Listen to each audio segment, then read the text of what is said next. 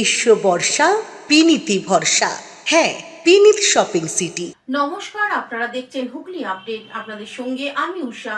আসছে খবরে, চুঁচুড়া ইমামবাড়া সদর হাসপাতালে পুলিশ লকআপে সার্ভিস রিভলভার থেকে গুলি চালিয়ে আত্মহত্যার চেষ্টা এক পুলিশ কর্মীর। চন্দননগর পুলিশ কমিশনারেটের পুলিশ লাইনের কর্মরত পুলিশ কর্মী হিমাংশু মাঝি হাসপাতালে ডিউটি করার অবস্থায় গুলিবিদ্ধ হন। জানা যায় ৩রা মার্চ বিয়ে ছিল পুলিশ কর্মী হিমাংশু মাঝির। বাঁকুড়ায় তার দেশের বাড়ি, সেখানেই ছুটি নিয়ে আজ চলে যাবার কথা ছিল। তার আগেই হাসপাতালে ডিউটি করার অবস্থায় গুলিবিদ্ধ হন। জানা যায় সার্ভিস রিভলভার থেকেই নিজের মাথায় গুলি করেন ওই পুলিশ কর্মী। চন্দননগর পুলিশ কমিশনারেটের পুলিশ লাইনে কর্মরত ছিলেন র্যাফে।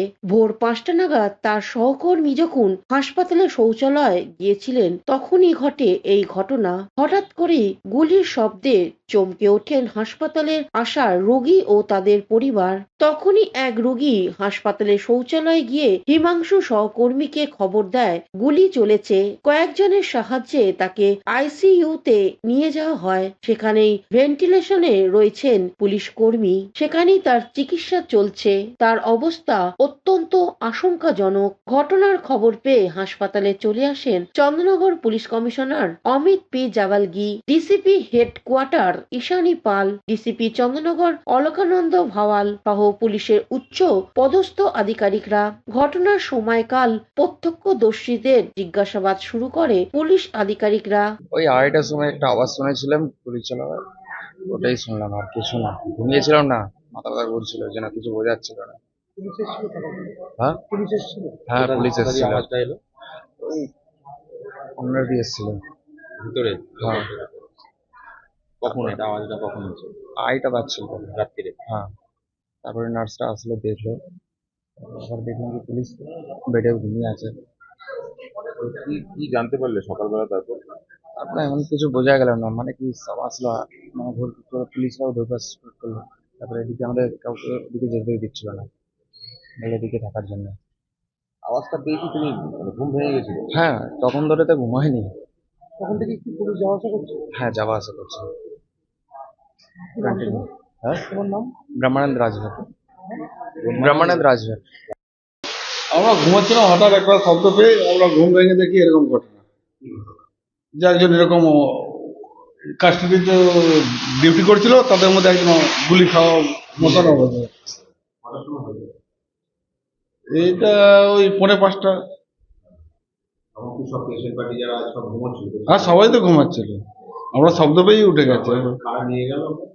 সেটা দেখিনি কে নিয়ে গেল। আমরা ঘুমিয়ে উঠে তারপরে তো রাতে কোনো অশান্তি গন্ডগোল? না না না, হয়তো বুঝিনি। কি নাম আপনার? আমার নাম অনিল। অনিল মানে কি? অনিল মল্লিক। মল্লিক? হ্যাঁ।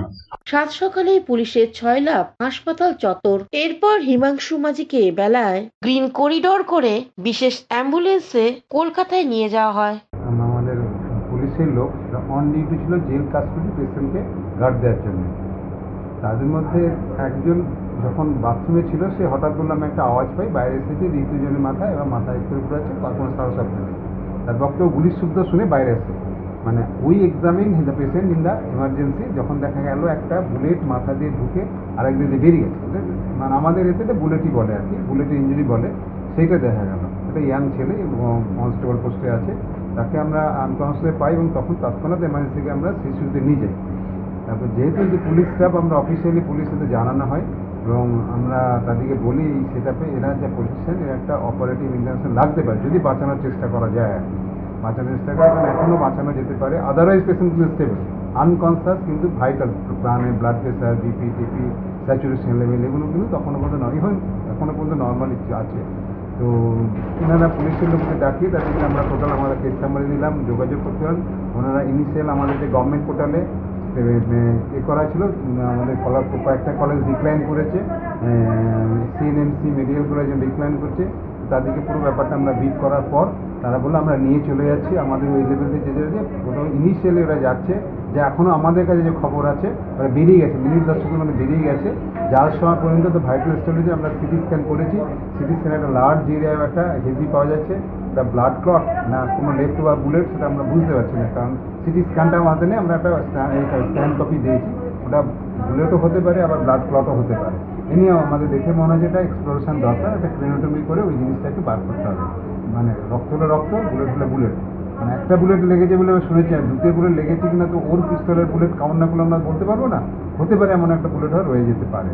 সেইভাবে আমরা পাঠিয়ে দিয়েছি। ওদের যা বললাম প্রাথমিক অর্ডার এসএসকেএমে নিয়ে যাচ্ছে, যদি ওখানে বেড অ্যারেঞ্জ করে ঢুকিয়ে দিতে পারে, জল keep in the patient SSKM hospital.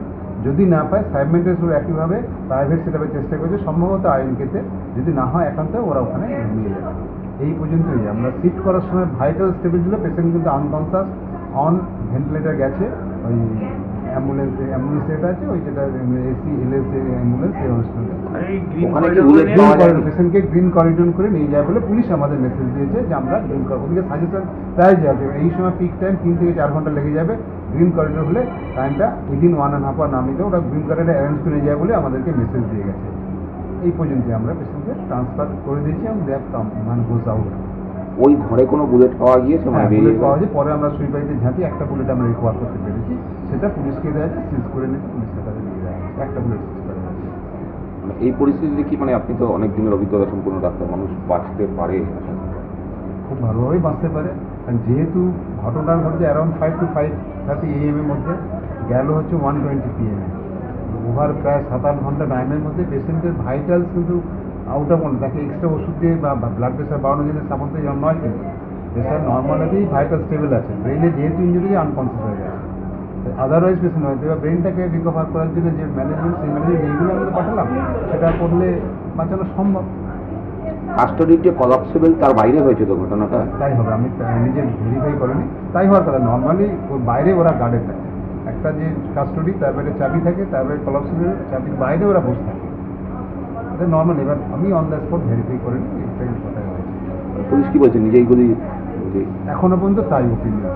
তাছাড়া ওইভাবে তো মানে মারলে তো কেউ একজন মারবে। হুগলি থেকে পানুবানের সঙ্গে চন্দনা দত্তের রিপোর্ট, হুগলি আপডেট।